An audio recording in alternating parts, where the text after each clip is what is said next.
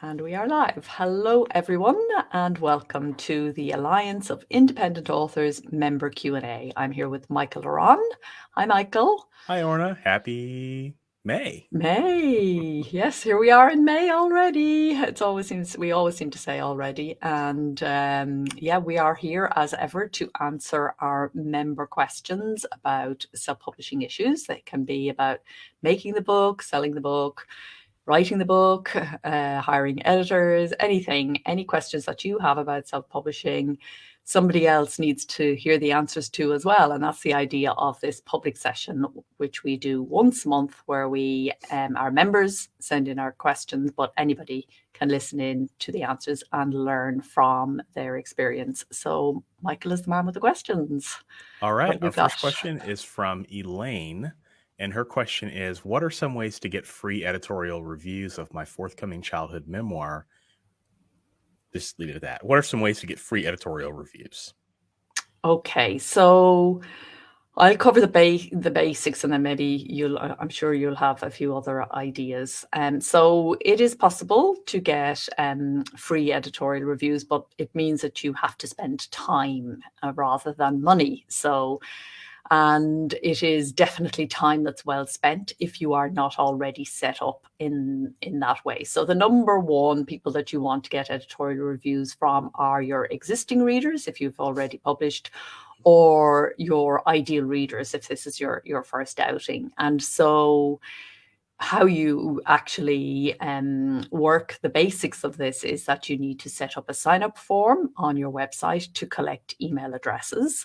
And you need to put a link to that sign-up form kind of everywhere your reader might meet you. And so online on your social accounts, on the back of your book, and so on and so forth. Wherever you have a presence out there in the world, people should be able to get easily to that sign-up form. And then when you are ready, and some weeks before publication, you can write to these readers and ask them if they would like a review copy. And a number of them will be delighted to receive a review copy from you, an ARC as it's called, advanced review copy, for review. And on the day of publication, you get their agreement basically that on the day of publication they will put out reviews for you. So that is sort of reader review end.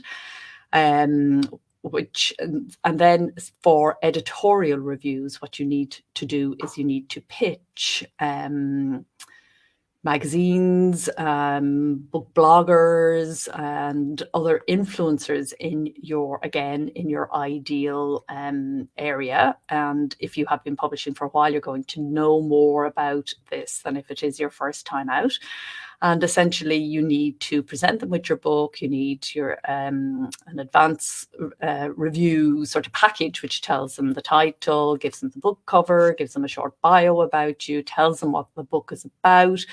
And there are people who will set up these reviews and these blog tours or podcast tours or whatever, depending on the genre that your book is in. There are people who will set this up for a fee. If you're going to set it up for yourself, you need to be prepared to put in the time and the effort. But putting together the basics, which is your sign-up form for your reader reviews and your pack, your information pack about you, about your book and so on, that's time, that is basic time that is really well spent. So, Michael, I know we have other ideas about how to get free editorial reviews. Yeah, editorial reviews are, it's one of the things I personally don't chase because I'm just not. I think there's still some stigma against self-publishing with the editorial review piece. So if you're trying to get reviews from reputable magazines or critics and things like that, I just think that your time would be better spent reaching readers like you detailed, Orna. So reaching out to readers who would potentially want to read your book, one, you'll have a higher success rate. Two, you'll probably get better reviews to begin with.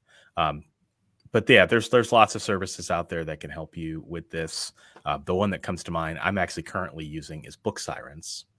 They're one of our partner members, and basically, they will put your book in front of their audience, and then you pay for every reader that downloads the book. Doesn't necessarily means they're going to review it, but if people download it, then you can at least get some information, or get the book out to them. And Book Sirens does a really good job of giving you data and information about the people who are reading your books. So they're not the only ones by any means, but there are several of these services out there that can help you with that. And that's where I would recommend people start. But I would also recommend that people have low expectations, because sometimes I've used many of these services over the last 10 years or so. And you always go to it with, oh, I'm going to get 1,000 reviews or 100 reviews from this. And you may only get a few, but a few is better than none. Yeah. And I think, you asked about editorial reviews. We're both talking about reader reviews. So take from that what you will. But if you are absolutely determined to get editorial reviews, you can, but it is a time-consuming exercise. You can if you've written a really good book in your genre, but you have to understand that the amount of editorial space for reviews in the sorts of publications that make a reader go, oh, that's a good review from the New York Times, the Guardian, those the space there is very limited, and it is very difficult for an indie author to get in. It's very difficult for a trade published author to get in. The space is really limited, and the big publishers have big budgets, which allows them to pay, PR people who have relationships already. So a lot of those slots are already allocated for many, many months in advance. So that's the kind of territory you are going into. Some of your readers may be writers in your genre, and there you can take another author in your genre, particularly one who's well known. A quote from them can go into the editorial review section on your Amazon page, and that may be an approach to look at. And yeah, the other place is book bloggers. So they are readers in your genre who enjoy reading and essentially read and review for pleasure. And you can find them. A good way to kind of source who might be good for you on an editorial review front would be to look at your comparable authors and look at their editorial reviews and see who's doing their editorial reviews, and see if you can kind of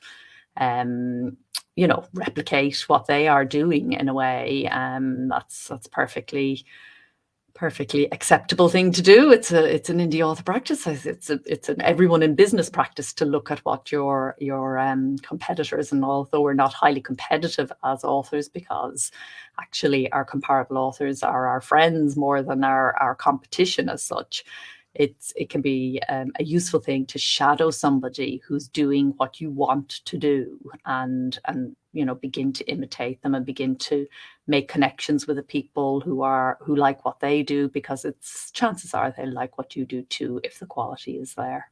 Mm-hmm. Exactly. All right. Next question is from Paul. And Paul, I'll paraphrase his question here. In spite of a professional approach with a press release and other information to his local Waterstones, they still refuse to stock his novel.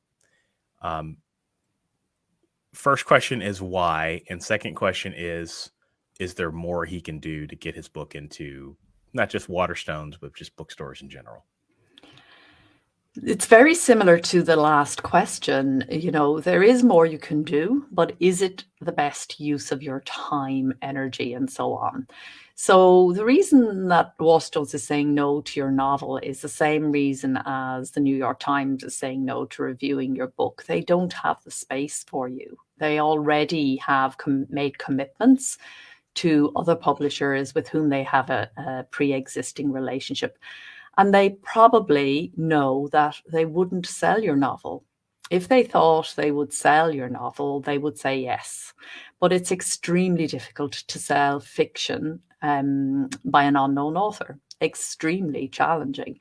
And so they understand that if they were to bring your book in and put it on your shelf, that would make you feel good, but it wouldn't necessarily result in a sale. They don't think it would. If they thought it would result in a sale, they would take it on. So that's the reason they're not taking it on. They could be wrong, but that is their right. It's their business. They get to decide who they put on their shelves. So they tend to go for the safer bets, which is somebody who has already, come through the trade publishing system of curation, of being, having probably an agent, definitely having a trade publisher, some editor thinks the book is worthwhile, etc., etc., etc. They don't have time to read the books of every indie author who calls in, because you are you with your book, but they get lots of those calls probably every single day. So you need to kind of look at it from their point of view. Having said all of that and kind of raining on your parade, it is possible. But you need to, put a lot of time. And as we said at the beginning, is that the best use of your time? If you are determined, I really would advise you to read our guide by Debbie Young, How to Get Your Self-Published Book into Bookstores. It's very good on helping you to understand the limitations and the structures within which the book retailer has to operate themselves. And also, is it worth your while? Because you will receive a very, very low margin from a sale of your book in Waterstones or any other physical book outlet. And if you are using print on demand, which I presume you are going to find that the margins just don't work out. You won't make any money on the book. So you have to ask yourself why you want to do it and what is your definition of success. If your definition of success is to see your book in Waterstones and nothing else will do you, then by all means go for it. If you're actually trying to set up as a working indie author and earn your living from your writing, then we would strongly recommend that you concentrate on ebooks first of all, and possibly audiobooks as a secondary digital audio, and only then begin to think about physical books in physical bookstores. Yeah, no, you said it well. I mean, so much friction comes from trying to impress people that just aren't interested in working with indies, and I think, Orna, you said it really well, that it's a matter of business. And there's just going to be a lot of booksellers that just aren't going to take your book, and even those that do, you may not sell any. So I don't know. I was having a conversation with an author not that long ago, in my family, actually, a aspiring author. Lovely. And the funny thing was, it was a print first mentality.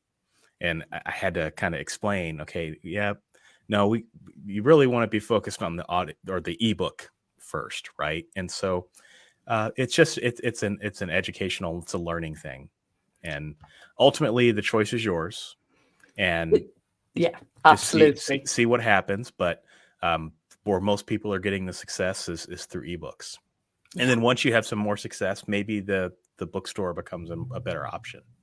Exactly. You can show them proof of your success, and then they begin to think, oh, maybe this person can actually sell some books, through the store, because they want to sell books. So do you, but they've got all sorts of constraints. Print first mentality is a great way to describe it, and it's a very, very common thing in authors, and it's completely understandable because most of us grow up reading print in school and out, where libraries everywhere, we tend to meet print first, and we tend to think of that as the way, that's what a book is, and an ebook is kind of secondary to that, and a digital audiobook isn't even reading at all, some people feel. So there are a lot of preconceptions like that you need to examine as an indie author when you start out. And the thing to do is to bear in mind that as time is kind of moving on, people are introduced to ebooks now at a younger age, and so they're not going to be thinking about it that way. And from the point of view of being a successful indie author, what you need to do is do what's easiest and fastest and cheapest at first. and then become very good at that and get that to a stage where it is as automated and as kind of evergreen a process for you as possible, and then bring in the more complicated stuff. And print books through bookstores is the most complicated form of publishing there is. And even when you succeed, I had a semi-successful print book back in a long time ago, long before digital self-publishing was a thing. And I gave it up because the administration was punishing invoicing and returns and all of that. It's a very complex, very challenging business model. There's a reason why so many bookstores go to the wall. It's really difficult for them, as well as us. So yeah, anyway, if you're determined, have a look at How to Get Your Book into Bookstores by Debbie Young. If you're an ALLi member, as you are, it's free to download in the member zone. All right, next question is from member Gerda, and the question is, I want to create a translation in German. What is the best way to go about doing that? There are two kind of tried and tested options. One is to actually hire a translator yourself or use a service which will find a translator for you, translate the book, upload it onto the platforms in Germany, Amazon particularly, and try and market your book in German. Now, obviously, if you are a German speaker, those kinds of things become easier. If you're not, it's difficult. It's not difficult to hire a translator. It can be difficult to check the translation and make sure that it actually works and is a good translation for your readers. That can be a challenge. But the thing that's really challenging is marketing in another language, in another country, how you're going to kind of get around that. So some indie authors use the translator also as their marketeering person. So they do their they translate their tweets, and they basically take their English marketing setup and translate it over into German and run that for them. All of these are expensive options. Another way is to sell your rights to a German publisher who will actually give you a small amount. When I say sell your rights, license your German language rights to a German publisher for an advance on royalties. And a number of our members, you have to have sold a certain amount in English before that becomes a real option for you. But once you can prove that you have sold significantly in English, and to be honest, you shouldn't be thinking about translation until you have. But once you can show them that, then you will find that German language publishers may well be interested if you choose the right publisher that's publishing in the right genre and so on. So lots of research to do whichever way you go. But certainly the licensing of rights is the easier way, but there isn't as much financial potential. But the other way is lots and lots of time and lots of effort with potentially more income in the end, but you've got a lot of big challenges to crack. Yep, agree. I don't have anything else to offer on that one. All right, next question is from Shelley. I would like some advice for authors who write in multiple genres. I will never be the kind of author who can write in one genre over and over again.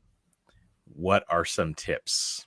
Okay, well, you're talking to the right person here, and to the right people here, Yeah, because we both suffer from the same affliction. And yeah, I wish I could be that author that just settled into a nice groove and enjoyed myself so much in there that I didn't need to go out and create another groove. But anyway, there we go. So my tips are: separate things out as much as you possibly can, and particularly if you're writing in non-fiction and fiction, which again, both Michael and I do. So I'm Orna A. Ross on my non-fiction. Michael is M.L. Ronn in his non-fiction, if I'm getting that right. yes. Yeah. And reasons for that are because on the Amazon store and other platforms, if people your also bots start getting what's called polluted, if you've got your genre all over the place. So a person bought your novel, and then they're getting recommendations for self-publishing guides, in my case, for example, which is where I was for a long time. Everything went out under one brand name. It's relatively recently that I changed that. So that would be my number one tip, would be segregate them. And segregate the funnels, get a really good email manager. I use ConvertKit, but most of them do this pretty well, most of the good ones. Segregate how your reader arrives to you and the funnel that you bring them through. So you should have different autoresponders for the different genre. Don't talk to your fiction readers about your poetry, or your nonfiction, and vice versa, or your fantasy readers about your steamy romance, or whatever it might be. Keep them separate branding, separate colors, probably separate design, all of that. It can all get a bit unwieldy, which is why it's great if you don't have to do these things. But you will confuse your reader and sell nothing if everything is all in a mishmash. So that would be my primary tip, is do the work. If you insist on being that kind of writer, and that's where you get your kicks and that's what you enjoy, then do the work to separate it out. Yeah, no, that's good. The question that has always guided me as a serial genre hopper is, how do I get the right books to the right readers at the right time? I think if you ask that question in all areas of your creation, your distribution, your marketing, that will help you. So I have 3 pen names. I have Michael La Ronn, which is my main pen name where I write fiction under. I have M.L. Ron, which is my nonfiction pen name. And then I have a poetry pen name. And a few years ago, I launched another pen name for fiction. And I said I was going to put all my urban fantasy under it. And that ended up being a mistake. And I'm not saying that people shouldn't do pen names, but the reason it ended up being a mistake was because I had separated my audience too much. So it's almost like you have to find a happy balance. Like for me, for all my fiction, what I try to do is, for, like Orna said, is I have one kind of unified brand that all of my Michael La Ronn titles appear under for the most part. I've gotten most of them switched over. And it's, my name, really big letters at the top, and then the title of the book on the bottom. For my science fiction and fantasy, I'll alternate the fonts. So for sci-fi, I'll use more sci-fi-ish fonts. For fantasy, I'll use more fantasy fonts, so that within a few seconds of looking at the cover, you kind of know right away, okay, this is a fantasy title. Oh, okay, this is an urban fantasy title. Oh, okay, this is a science fiction title. And you want to be able to cultivate that. And then when you have got people on your website, you want to be able to cultivate that as well. So make it easy for them to find what they're looking for. So because it's not a problem when you have 1 or 2 books. It really becomes a problem when you have like 80. And so how do you get the right book to the right reader at the right time? I know some people are like, well, I only have 1 or 2 books, and that's fine. But if you keep doing this, it just pays to start thinking about that now. There's just so much I wish I would have done in the beginning of my career that I didn't do. So branding is a key. How you organize your website is also vitally important. So if you write science fiction and fantasy, do you have a tab for science fiction and a tab for fantasy on the website that people can get to and see really, really easily? Just little things that you can do to help readers along, I think makes a big difference in the long run. So I just encourage people to think about how do you get the right books to the right readers at the right time, and that'll help guide you. It's a great guiding question, no doubt. And I really liked what you said also about getting the balance right. So for me, when I was thinking about it, when I was doing this separation, which is a few years ago now, I was thinking about separating fiction and poetry. But in the end, I actually kept the Orna Ross name for fiction and poetry because there's some crossover. It's not huge, but there are some crossover because, the kind of people who like to read my novels, some of them, a small subsection of them, also like to read poetry, and vice versa. So I kept Orna Ross for what I think of in my head as my literary work, and then Orna A. Ross for anything that's how-to, helpful, non-fiction, that kind of thing. So yeah, it is definitely a balance, but and yes, guiding people through. So when people go to my shop, there's the overall category of fiction and poetry. So you make that decision first of all, then you jump into the different series under the different headings.